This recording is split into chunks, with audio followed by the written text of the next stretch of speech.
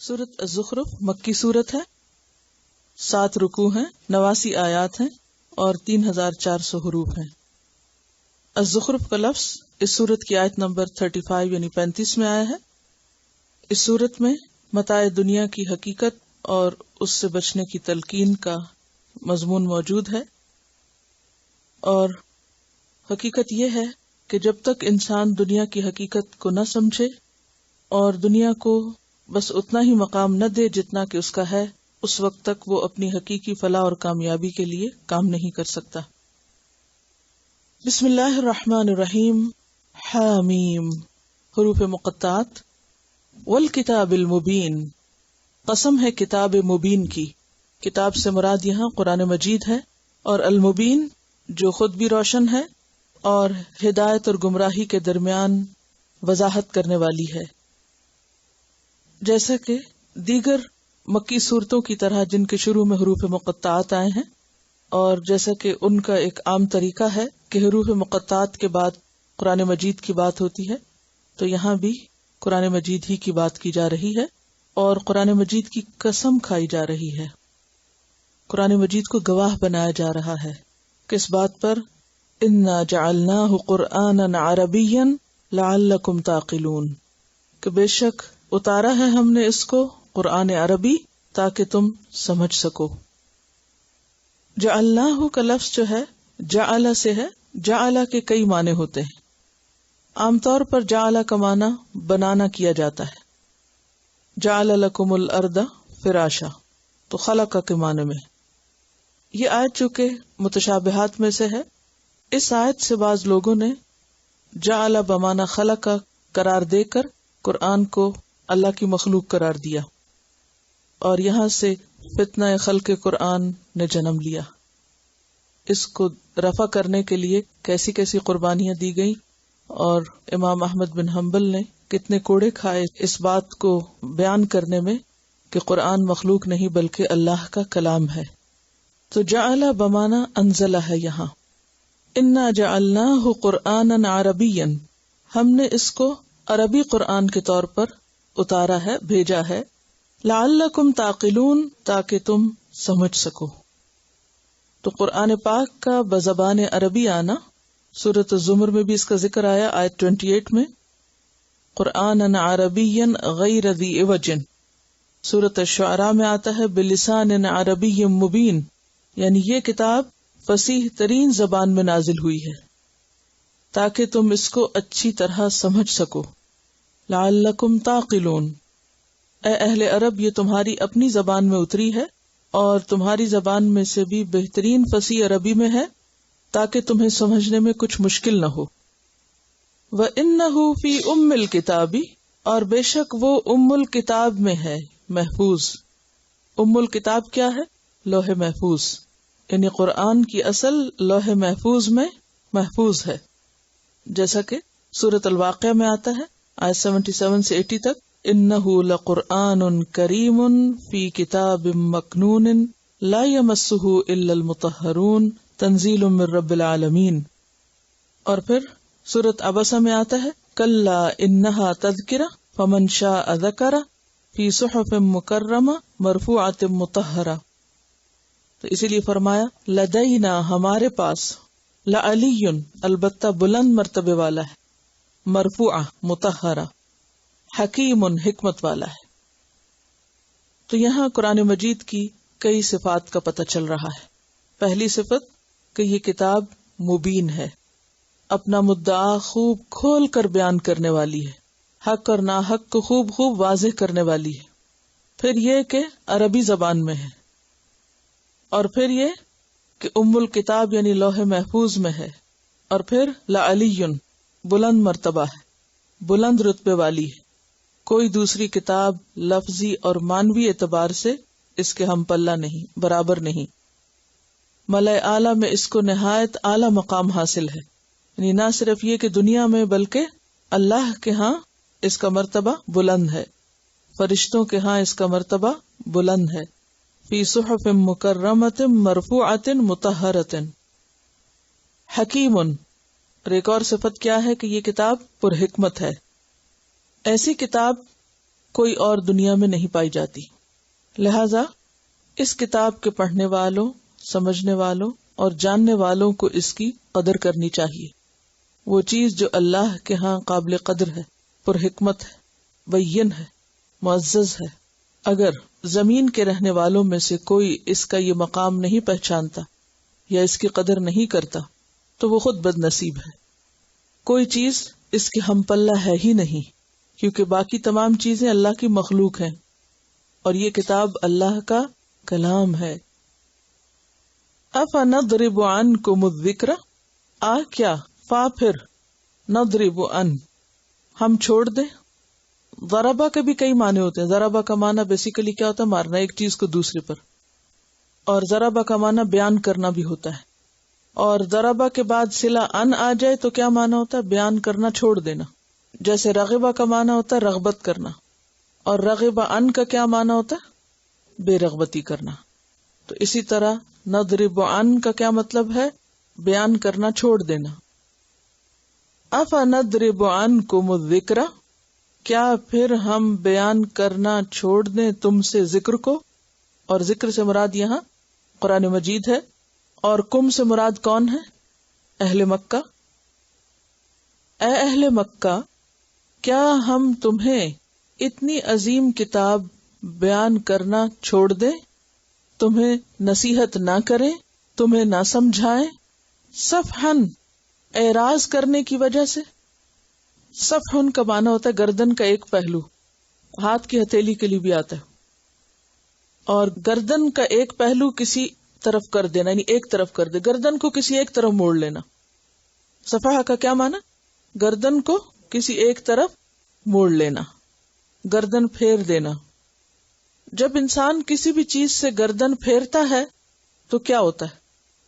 یہ کس چیز کی علامت ہے؟ اعراض کرنے کی، اگنور کرنے کی، منہ موڑنے کی، توجہ نہ دینے کی. یعنی گردن پھیرنا کیا ہے؟ منہ پھیرنا. اور کسی چیز سے منہ پھیرنا کیا ہے؟ اس چیز کو قابل توجہ نہ سمجھنا. اللہ کے رسول صلی اللہ علیہ وسلم لوگوں کے سامنے قرآن سنا رہے تھے، اللہ کی بات پہنچا رہے تھے، اور ان کا طرز عمل کیا تھا کہ وہ منہ موڑ رہے تھے. فَأَعْرَضُوا یا پھر فَأَعْرَضَ أَكْثَرُهُمْ فَهُمْ لَا يُؤْمِنُونَ. تو فرمایا کہ چونکہ تم بیزار ہوتے ہو، منہ موڑتے ہو، تو اس وجہ سے ہم تمہیں یہ سب کچھ نہ سنائیں. ان کنتم قوما مسرفین، کہ ہو تم اسراف کرنے والی قوم، حد سے بڑھنے والی قوم. یعنی چونکہ تم ماننے والے نہیں لہذا ہم بتانا چھوڑ دیں، یہ نہیں ہو سکتا. تم مانو یا نہ مانو ہم تمہیں بتاتے رہیں گے، کیونکہ ان کے بیزار کن رویے سے تنگ آ کر اگر انہیں یہ پیغام نہ دیا جاتا تو نتیجہ کیا ہوتا؟ وہیں روک دیا جاتا تو آج یہ سب کچھ ہم تک نہ پہنچتا، نہ وہ ہدایت پاتے اور نہ ان کے بعد کی نسلیں. اور یہ بات صرف اس دور کی حد تک نہیں، آج بھی آپ نے دیکھا ہوگا کہ جب آپ قرآن کا پیغام لے کر لوگوں کے پاس جاتے ہیں تو لوگوں کا رویہ کیا ہوتا ہے؟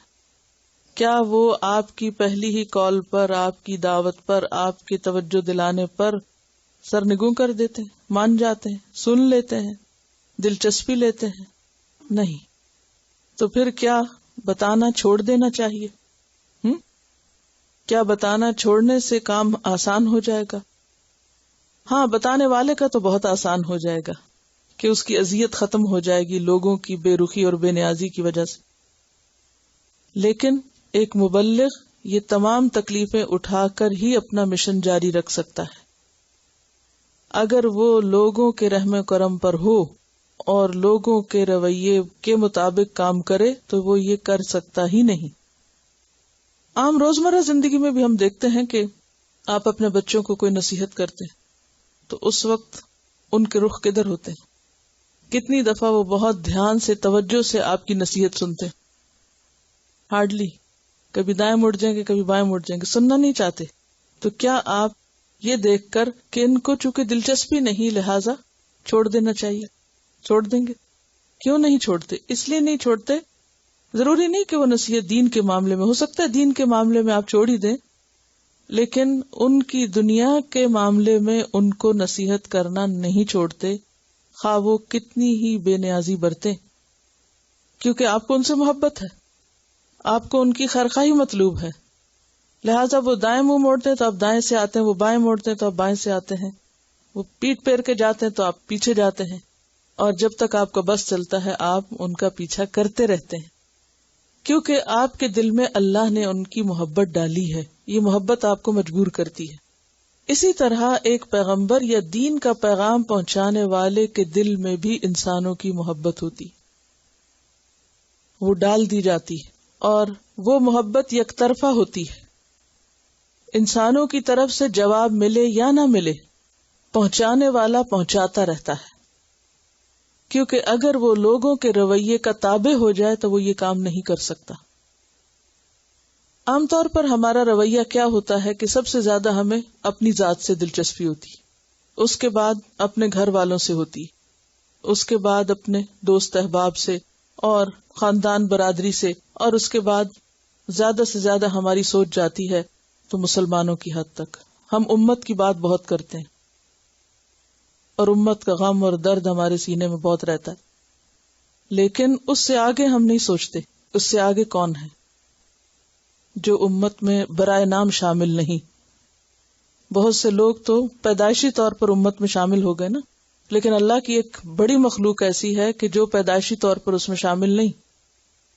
پیغمبر ہمیشہ ایسے ہی لوگوں کی طرف بھیجے گئے ہیں جن کی طرف ہم توجہ بھی نہیں کر رہے، جن کا ہم سوچتے بھی نہیں ہیں۔ تو ایک سچا مبلغ جو ہوتا ہے وہ اپنی ذات سے پیار کرنے والا نہیں ہوتا کہ وہ صرف خود غرض اور اپنا ہی سوچے، یا صرف اپنے خاندان کا سوچے، یا صرف اپنے دوستوں کا، یا رشتہ داروں کا، یا اپنی برادری کا، یا اپنی امت کا۔ ایک سچا مبلغ کون ہوتا ہے؟ جو کس کا سوچتا ہے؟ سب انسانوں کا سوچتا ہے، وہ انسانوں کی ٹرمز میں بات کرتا ہے، صرف امت کی ٹرم میں بات نہیں کرتا۔ اللہ سبحانہ و تعالیٰ نے جتنے بھی پیغمبر بھیجے وہ صرف ان کے اپنے رشتہ داروں کی طرف نہیں بھیجے، بلکہ جو بھی ان کے دائرہ کار میں لوگ تھے۔ مخصوص اوقات میں اپنی اپنی اقوام کی طرف لوگ آئے، لیکن محمد صلی اللہ علیہ وسلم کس کے لیے آئے؟ صرف امت مسلمہ کے لیے نہیں، رحمت للعالمین، تمام انسانوں کی طرف۔ اور آپ کے بعد آپ کی امت کس کے لیے خیر خواہ بنے گی؟ سارے انسانوں کے لیے۔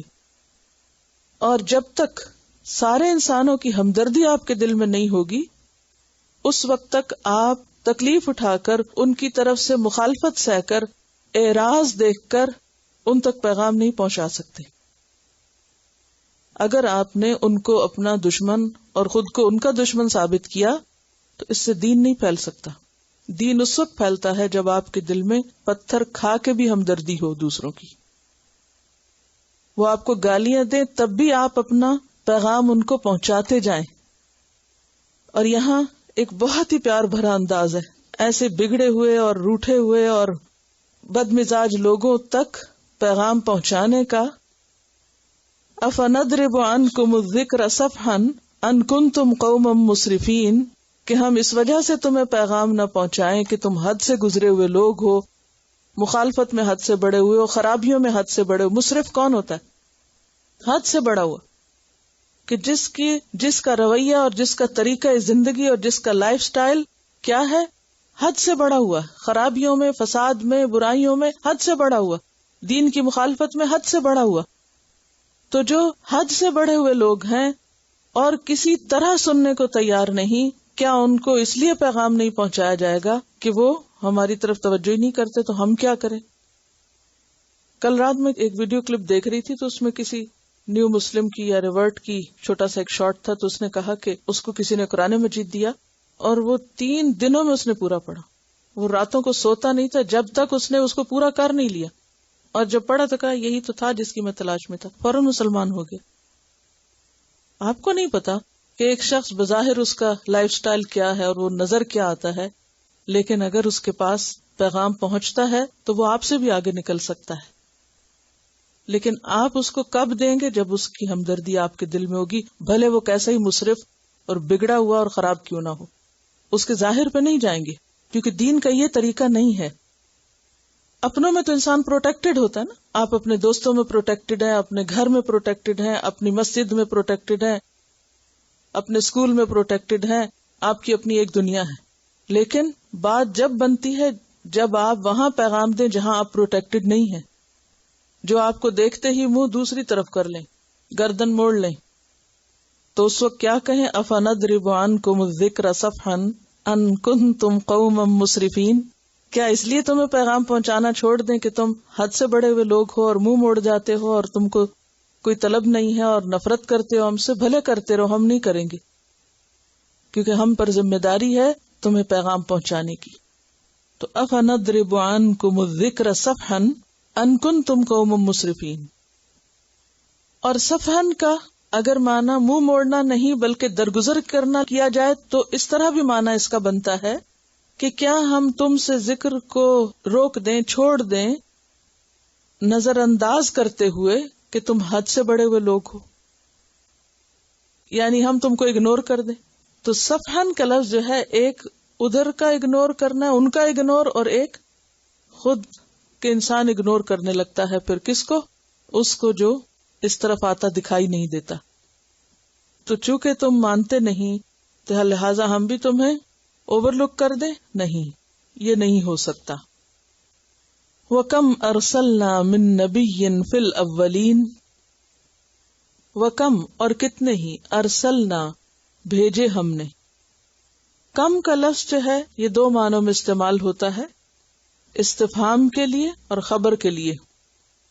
تو کم کبھی استفہامیہ ہوگا اور کبھی خبریہ ہوگا. اب یہ دیکھنے میں تو مشکل لفظ لگ رہے ہیں لیکن اس سے معنی بہت واضح ہو جائے گا. استفہام کا کیا معنی ہوتا ہے؟ سوال کرنے کے لیے, کتنے کے معنی میں, اور کتنا کیا مقدار یا تعداد معلوم کرنے کے لیے. اور خبریہ کیسے ہوگا؟ کہ جو مقدار کی کمی بیشی اور تعداد کی کثرت کو ظاہر کرنے کے لیے آتا ہے. کم من ملک فی السماوات, کتنے ہی فرشتے ہیں آسمانوں. اب یہ کتنے ہی آپ سوال کے لیے نہیں کہہ رہے بلکہ کس کے لیے کہہ رہے؟ خبر دے رہے ہیں. کتنے ہی فرشتے ایسے ہیں, یعنی بہت زیادہ ہیں. ٹھیک ہے, تو یہاں پر کم جو ہے وہ سوالیہ نہیں ہے بلکہ کم ارسلنا, کتنے ہی, یعنی بہت ہی, بہت سے. ارسلنا بھیجے ہم نے, من نبیٍ نبیوں میں سے, ہم نے بہت سے نبی بھیجے, فی الاولین پہلے لوگوں میں, اول کی جمع. یعنی کوئی نرالی بات نہیں ہے کہ تمہارے پاس ایک رسول آ گیا ہے, ہم تو شروع سے بھیجتے چلے آئے ہیں, آپ تو بلکہ سب سے آخری ہیں, اس کے بعد تو اب کوئی آئے گا نہیں. اور تمہیں اس آخری رسول کے آنے پر بھی اچنبھا ہے, حیران ہو. ہم نے تو پوری دنیا کی, یعنی دنیا جب سے بنی ہے اور جو بھی قومیں گزری ہیں ان سب کے پاس رسول بھیجے ہیں, کتنے ہی بھیجے ہیں, لیکن لوگوں کا ری ایکشن کیا تھا؟ وَمَا يَأْتِيهِم مِّن نَبِيٍّ إِلَّا كَانُوا بِهِ يَسْتَهْزِئُونَ. اور نہیں آیا ان کے پاس کوئی نبی, الا مگر, کانو وہ تھے, بِهِ ساتھ اس کے, یستہزئون مذاق اڑاتے. گزشتہ قوموں کا رویہ بھی یہی رہا کہ ان کے پاس جو بھی کوئی رسول آیا انہوں نے اس کا مذاق ہی اڑایا. سورۃ یاسین میں بھی آتا نا, ما یأتیہم من رسول الا کانوا بہ یستہزئون, کہ جب بھی کوئی رسول آیا اس کا مذاق اڑایا گیا. تو اس سے کیا پتہ چلتا ہے کہ یہ منہ موڑنے والے لوگ, بے رخی کرنے والے لوگ, جب آپ ان تک پیغام لے کر جاتے ہیں تو وہ آپ کو دیوانہ قرار دیتے ہیں اور آپ کا مذاق اڑاتے ہیں کہ آپ کس دنیا میں جی رہے ہیں اور کیا باتیں کر رہے ہیں. تو یہ تو ہوگا, تو ہر دور میں ہوا, کوئی نبی نہیں آیا, ما یاتیہم من نبی الا کانوا بہ یستہزئون. تو جو چیز پوری تاریخ میں برابر رہی, کیا وہ آج ختم ہو جائے گی؟ آج اگر کوئی اللہ کا پیغام پہنچائے گا تو اس کو یہ نہیں کہا جائے گا, یہی تاریخ دہرائی جائے گی. فَأَهْلَكْنَا پس ہلاک کر دیا ہم نے, اشد منہم ان میں سے مضبوط ترین کو, اشد شدید سے, یعنی جو قوت والے تھے, سب سے زیادہ قوت والے, بطشن قوت, پکڑ, گرفت, اشد بطشن یعنی اشد قوتن. تو ہلاک کر دیے ہم نے ان میں سے سب سے زیادہ قوت والے, جیسا کہ سورۃ روم آیت 9 میں آتا ہے، اولم یسیروا فی الارض فینظروا کیف کان عاقبۃ الذین من قبلہم کانوا اشد منہم قوۃ واثاروا الارض وعمروها اکثر مما عمروها، کہ انہوں نے زمین کو اتنا آباد کیا تھا جتنا ان اہل مکہ نے نہیں کیا، اور یہ ان سے بڑھ کر قوت والے تھے۔ اشد منہم، ہم کون ہے یہاں؟ اہل مکہ۔ ومضا، اور گزر گئی، مثل حالت، الاولین پہلوں کی، اور پہلوں کی حالت مثال گزر چکی ہے، یعنی تمہارے سامنے ہے، اور اللہ نے ان کو مثال بنا بھی دیا، جیسے کہ زخرف 55 میں آتا ہے، فَلَمَّا آسَفُونَا انتقمنا منہم فَأَغْرَقْنَاهُمْ أَجْمَعِينَ فَجَعَلْنَاهُمْ سَلَفًا وَمَثَلًا لِلْآخِرِينَ، کہ ان پہلوں کو برباد کر کے ہم نے کیا کیا؟ پچھلوں کے لیے ایک مثال بنا دیا۔ فَأَهْلَكْنَا أَشَدَّ مِنْهُمْ بَطْشًا وَمَضَى مَثَلُ الْأَوَّلِينَ، کہ اے اہل مکہ، اپنے سے پہلے لوگوں کی مثالوں کو یاد کرو، تاریخ سے سبق سیکھو کہ جن قوموں نے اپنے رسولوں کو جھٹلایا، ان کا مذاق اڑایا، ان پر پھر کیا گزری۔ وَلَئِن سَأَلْتَهُمْ، اور البتہ اگر پوچھو تم ان سے، کن سے؟ اہل مکہ سے، من خلق السماوات، کس نے پیدا کیا آسمانوں کو، والارض، اور زمین کو، لَيَقُولُنَّ، البتہ وہ ضرور کہیں گے، خلقہن العزیز العلیم، پیدا کیا ان کو عزیز اور علیم نے، عزیز غالب اور علیم جاننے والا۔ تو اس سے کیا پتہ چلتا ہے کہ اہل مکہ اللہ سبحانہ وتعالی کو خالق مانتے تھے، ان کو انکار نہیں تھا اس بات پر کہ اللہ ہی خالق ہے۔ پھر ان کا قصور کیا تھا، کمی کیا تھی ان میں؟ کہ وہ اللہ کو الہ نہیں مانتے تھے، معبود نہیں مانتے تھے۔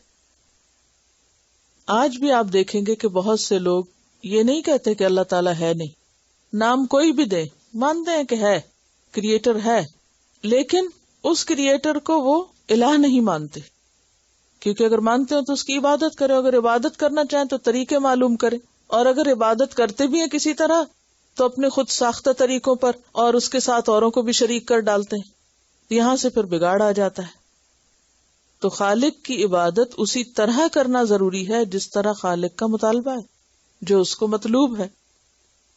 الذی، وہ جس نے، جعل لکم الارض، بنایا تمہارے لیے زمین کو، مہدن، بستر، مہاد اور مہد ایک ہی مادے سے۔ مہد کس کو کہتے ہیں؟ پنگھوڑے کو، جھولے کو، بچے کے بستر کو بیسیکلی، یعنی ہر بستر نہیں بلکہ بچے کا بستر۔ بچے کا بستر جو ہوتا ہے وہ عام طور پر زیادہ پرسکون ہوتا ہے، یا جو جھولا ہوتا ہے اس کو جھلاتے رہتے ہیں۔ آپ بھی شاید جھولے میں کھیلے ہوں یا بچوں کو کھلایا ہو، اور آپ نے یہ بھی دیکھا ہوگا کہ وہ جھولے میں ہوتے ہوئے، جھولے کھاتے ہوئے بھی وہ بالکل پرسکون ہوتا ہے، بلکہ جلدی سوتا ہے۔ اگر بچہ نہ سو رہا تو اس کو کیا کرتے ہیں؟ جھولے میں ڈالتے ہیں اور اس کو وہاں چین آ جاتا ہے۔ تو جس طرح بچے کا جھولا اس کے لیے پرسکون ہے، آرام کی جگہ ہے، اسی طرح یہ زمین بھی تمہارے لیے ایک جھولے کی طرح ہے جو تیزی سے سفر کر رہی ہے، 1000 میل یعنی 1000 مائل پر آور کے اعتبار سے تو اپنے آربٹ کے گرد گھوم رہی ہے، اور 66,600 مائلز پر آور کی رفتار سے وہ ویسے سفر کر رہی ہے۔ تو ایک ایسا جھولا جو پوری کائنات کے اندر اتنی تیزی سے حرکت کر رہا ہے، اس پر تم آرام سے کام کر رہے ہو، سو بھی جاتے ہو، کھاتے ہو، پیتے ہو، اٹھتے ہو، بیٹھتے ہو، اور جس کا پیٹ آگ سے بھرا ہوا ہے۔ یہ زمین جو ہے اس کے اندر ایسے ایسے لاوے ہیں جو پتھروں کو بھی راکھ کر دیتے ہیں۔ تو اس زمین کے اوپر جس میں ہر وقت زلزلے آ رہے ہیں کہیں نہ کہیں، اور جس کے ارد گرد ہوا کا ایک غلاف لپٹا ہوا ہے، اس پر تم کتنے سکون سے، آرام سے اپنے کام کیے جا رہے ہو، اور تمہیں کوئی خوف خطرہ بھی محسوس نہیں ہوتا اور کوئی جھٹکا نہیں لگتا۔ اور ہاں کبھی کبھار کہیں کوئی لگ جائے تو پھر عرصے تک یاد رہتا ہے۔ زمین جو ہے وہ اسپیس میں سے اس طرح گزر رہی ہے کہ جیسے ایک بلٹ کو شوٹ کیا جائے تو وہ تیزی کے ساتھ گزر رہا ہوتا ہے۔ اتنی تیزی سے جانے والی اور چلنے والی یہ زمین، ہمیں احساس بھی نہیں ہوتا اور ہم آرام سے اس پہ کام کر رہے ہوتے ہیں۔ اور 1400 سال پہلے اللہ سبحانہ وتعالیٰ نے یہ سب کچھ ہمیں بتا دیا تھا، جب کسی انسان کے خواب و خیال میں بھی یہ بات نہ تھی کہ زمین کی حرکت کتنی ہے اور کس سپیڈ سے وہ چل رہی ہے. الذی جعل لکم الارض مہدا، اور یہ مہد کے علاوہ زمین کو فراش بھی کہا گیا، اور فراش بھی عربی میں کس کو کہتے ہیں؟ بچھونے کو، بستر کو ہی کہتے ہیں. تو بستر سے کیوں تشبیہ دی؟ کیونکہ بستر انسان کے لیے سب سے زیادہ آرام کی جگہ ہوتی، کہ یہ زمین تمہارے لیے پرسکون طریقے سے کام کرنے کی جگہ ہے، آرام سے کام کرنے کی جگہ ہے. سورۃ الذاریات 48 میں آتا ہے وَالْأَرْضَ فَرَشْنَاهَا فَنِعْمَ الْمَاهِدُونَ. البقرہ 22 میں آتا ہے الَّذِي جَعَلَ لَكُمُ الْأَرْضَ فِرَاشًا. سورۃ غافر میں آتا ہے اللہ الذی جعل لکم الارض قرارا والسماء بناء. تو کہیں قرار ہے، کہیں فراش ہے، کہیں مہاد ہے. یہ سب کچھ کس لیے بتایا گیا؟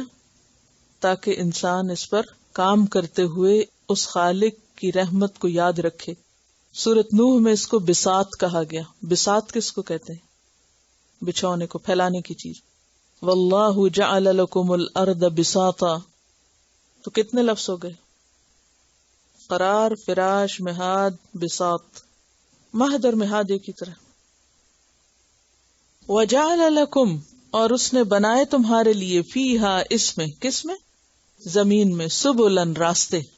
جیسے کہ سورۃ نوح آیت 19-20 میں آتا ہے واللہ جعل لکم الارض بساطا لتسلکوا منہا سبلا فجاجا.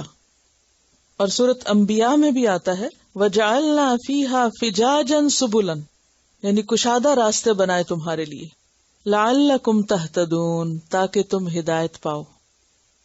اس زمین کو مہاد بنانے کے لیے، فراش بنانے کے لیے اللہ سبحانہ وتعالیٰ نے پہاڑوں کے کیل ٹھونکے، بھاری پہاڑ اس کے اندر رکھے کہ تمہیں یہ لے کے ڈھلک نہ جائے زمین، تم اس پہ چین سے بیٹھ سکو، کام کر سکو. لیکن اس کے باوجود ان پہاڑوں کو اس انداز سے رکھا کہ انسانوں کی موومنٹ میں فرق نہ پڑے، ایک علاقے سے دوسرے علاقے کی طرف بسہولت سفر کر سکے. جہاں ایک طرف طویل پہاڑی سلسلے ہیں، وہاں ساتھ ہی قدرتی راستے بھی ہیں، ایون پہاڑوں کے اوپر بھی. اگر آپ کو جہاز کے سفر میں پہاڑوں کے اوپر سے گزرنے کا اتفاق ہو، اگر مدینہ سے مکہ کی طرف آپ جائیں تو اس میں بھی آپ دیکھیں گے کہ پتھریلے علاقوں اور راستوں میں بھی قدرتی راستے نظر آئیں گے آپ کو، یعنی پہاڑوں کے اوپر باقاعدہ ایسے جیسے کسی نے سڑکیں بنا رکھی ہوں. ایک تو نا کہ اب لوگوں نے اپنی مرضی سے سڑکیں نکالی، لیکن ایک اللہ تعالیٰ نے انسانوں کی سہولت کے لیے، اور اس سے پہلے کہ انسانوں کو سڑکیں بنانے کا فن ہے، قدرتی راستے پہاڑوں کے اندر بھی رکھے. یعنی پہاڑوں کی دیواروں کی طرح نہیں بنایا، بلکہ ان کو اس انداز سے بنایا کہ ایک پہاڑ اور دو کے بیچ میں بھی جیسے وادی ہوتی ہے، وہ اس سے بھی گزرنے کے راستے ملتے ہیں. اور ویسے بھی زمین پر طرح طرح کے نشانات رکھ کر سفر کی راہیں آسان کی، اور ان پہاڑوں اور ان جگہوں کو نشان بھی بنا دیا تاکہ علاقوں کی پہچان بھی رہے. وَجَعَلَ لَكُمْ فِيهَا سُبُلًا، اور اس نے بنائے تمہارے لیے اس زمین میں راستے. کس لیے بنائے؟ لَعَلَّكُمْ تَهْتَدُونَ، تاکہ تم ہدایت پاؤ. اب یہ جو ہدایت ہے یہ دو طرح کی ہے یہاں مراد. ایک تو اللہ کی طرف جانے کی ہدایت، اللہ تک پہنچنے کا راستہ پاؤ، اور دوسرے دنیا کے ایک ملک سے، ایک شہر سے دوسرے شہر تک جانے کی راہ پاؤ. یعنی تمہیں راستے دیے تاکہ تم ایک سے دوسری جگہ پہنچ سکو.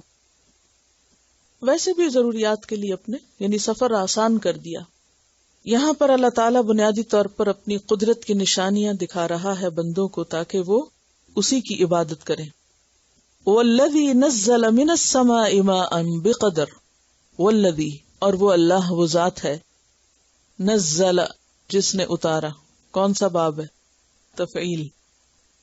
نزل ينزل تنزیل، کیا معنی ہوتا ہے اس میں؟ آہستہ آہستہ اتارنا. نزل من السماء ماء، آسمان سے پانی اتارا. ترجمہ تو ہم ایسے ہی کر دیں گے، لیکن جو معنی ہے باب کا اس کو اگر ذہن میں پس منظر میں رکھیں گے تو نزلہ کا لفظ آتے ہی ایک اور ہی فیلنگ ہو جائے گی. ورنہ انزلہ کا لفظ بھی آتا ہے سورۃ البقرہ میں، وَأَنزَلَ مِنَ السَّمَاءِ مَاءً، فأخرج به من الثمرات، اور باب افعال میں یکبارگی کا معنی بھی ہے لیکن مجرد کا معنی بھی پایا جاتا ہے، یعنی اتارا، سمپل معنی اتارنے کا معنی یہاں.